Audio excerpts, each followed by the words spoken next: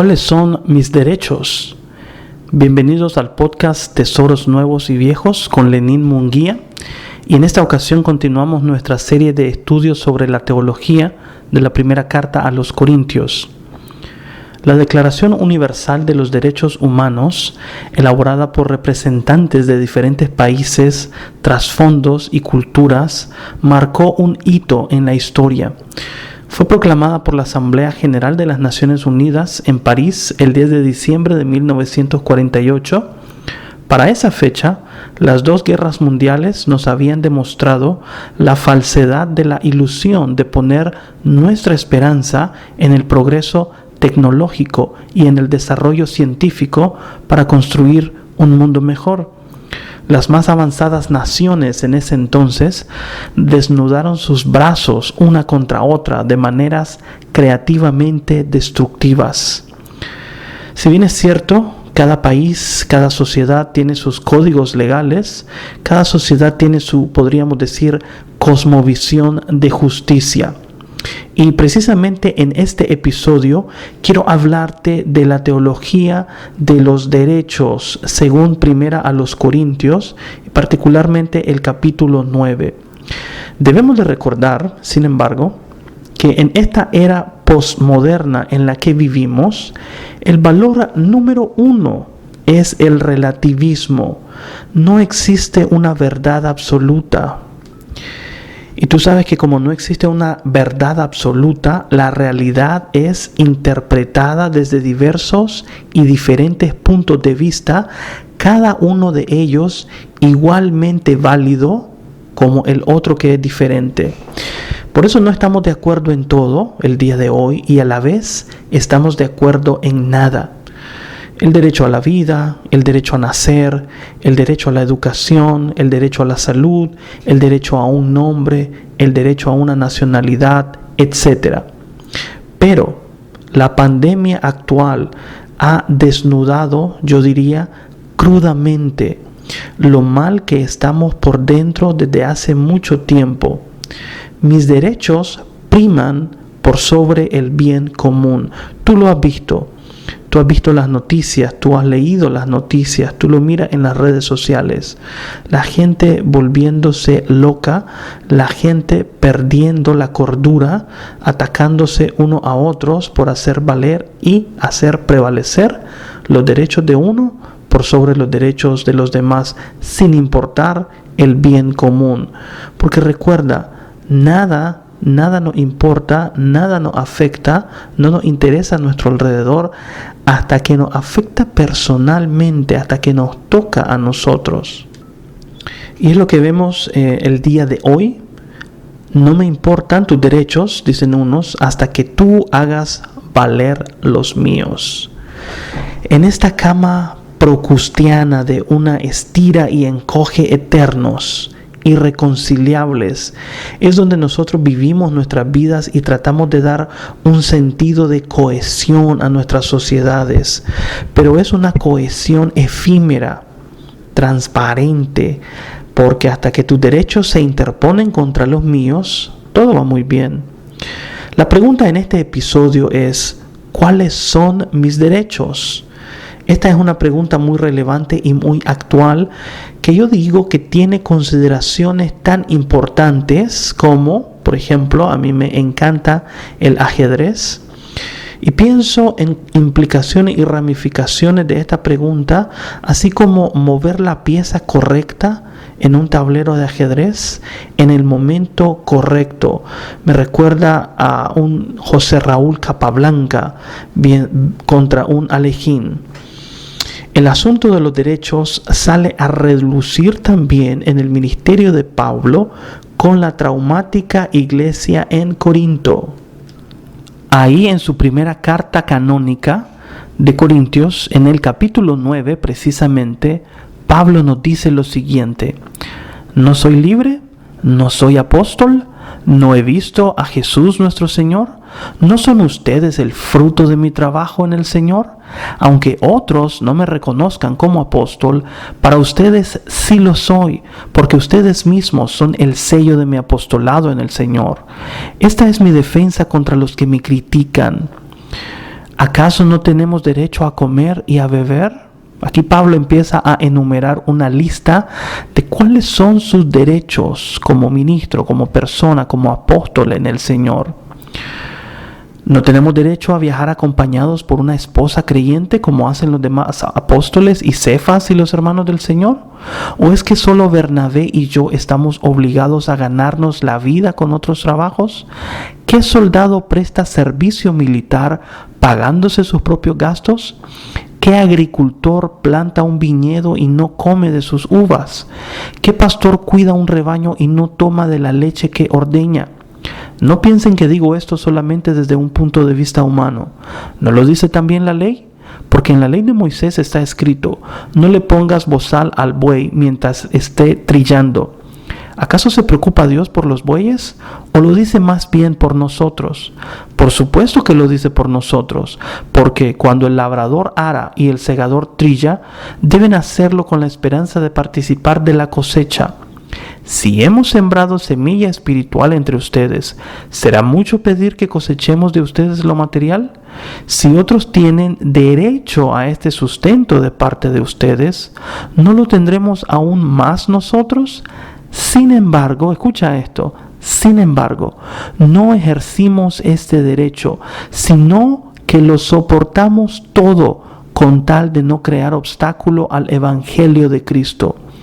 ¿No saben que los que sirven en el templo reciben su alimento del templo y que los que atienden el altar participan de lo que se ofrece en el altar? Así también el Señor ha ordenado que quienes predican el evangelio vivan de este ministerio. Pero no me he aprovechado de ninguno de estos derechos, ni escribo de esta manera porque quiera reclamarlos. Prefiero morir a que alguien me prive de este motivo de orgullo. Es lo que Pablo escribe en la primera carta a los Corintios, capítulo 9, versos 1 al 15, he leído de la Nueva Versión Internacional. Este capítulo es considerado como algunos autores consideran que este texto parece que viene a marcar como una especie de paréntesis en la línea de argumentación de Pablo, pues según ellos no encuentran conexiones con el material previo, pero nada más lejos de la realidad.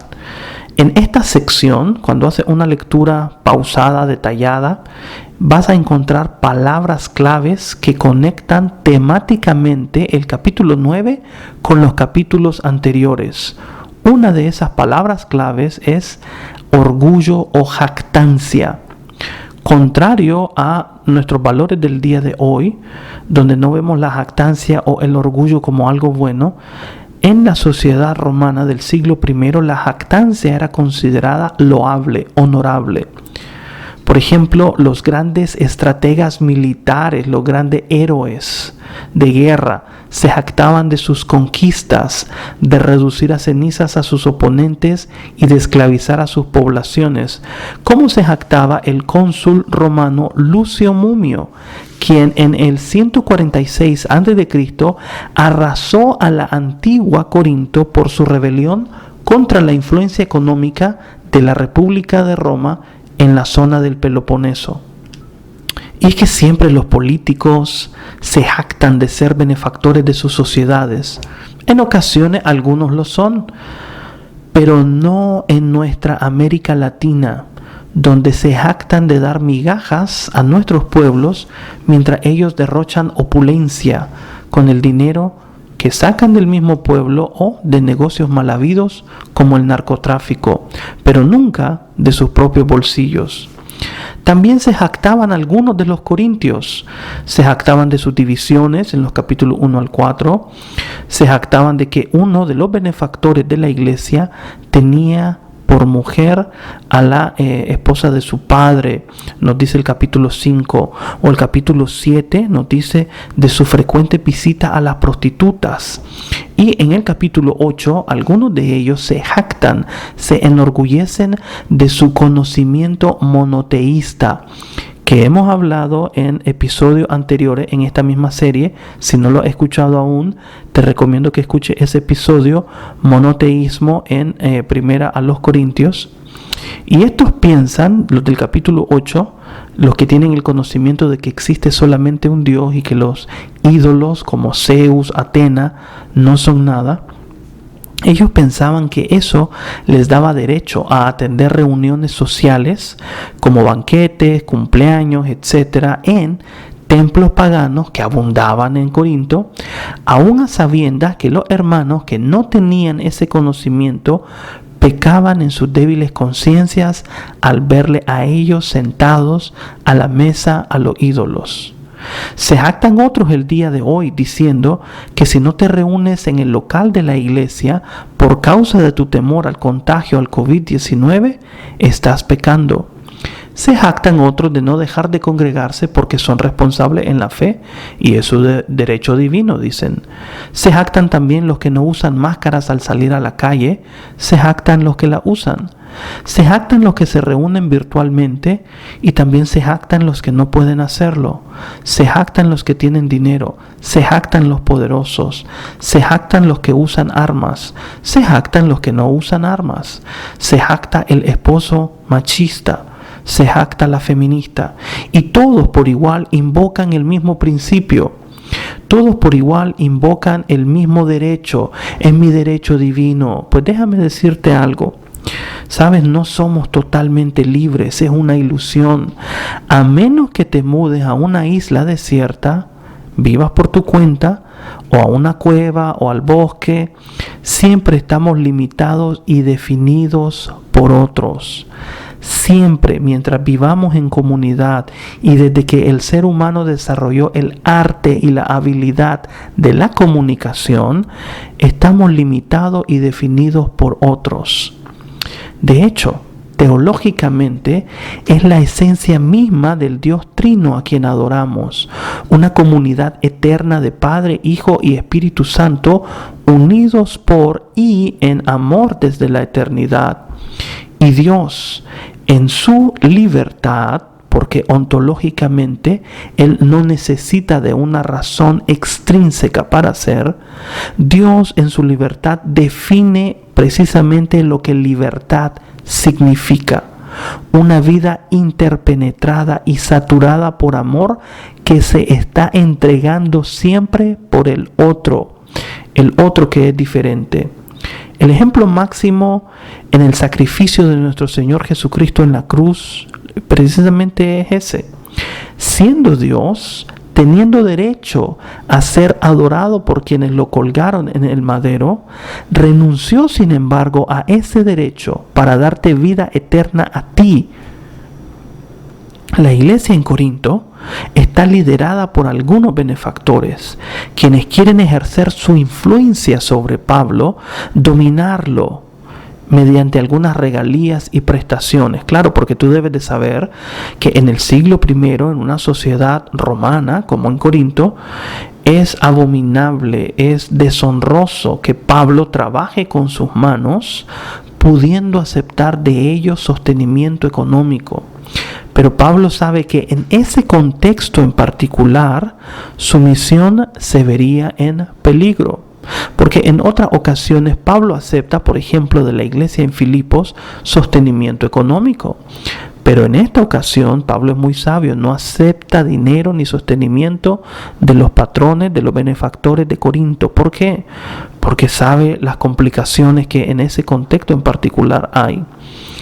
Y nos dice Pablo, escucha lo que Pablo nos dice, con su vida y con su ministerio lo habla, teniendo todos los derechos divinos que hemos mencionado en el capítulo 9, tanto como apóstol como ministro, Pablo renuncia expresamente a ellos por el bien común de los hermanos en la fe. Pablo se jacta.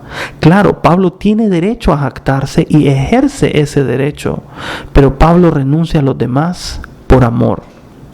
Así que te pregunto otra vez, ¿a qué tienes derecho? ¿Cuáles son tus derechos?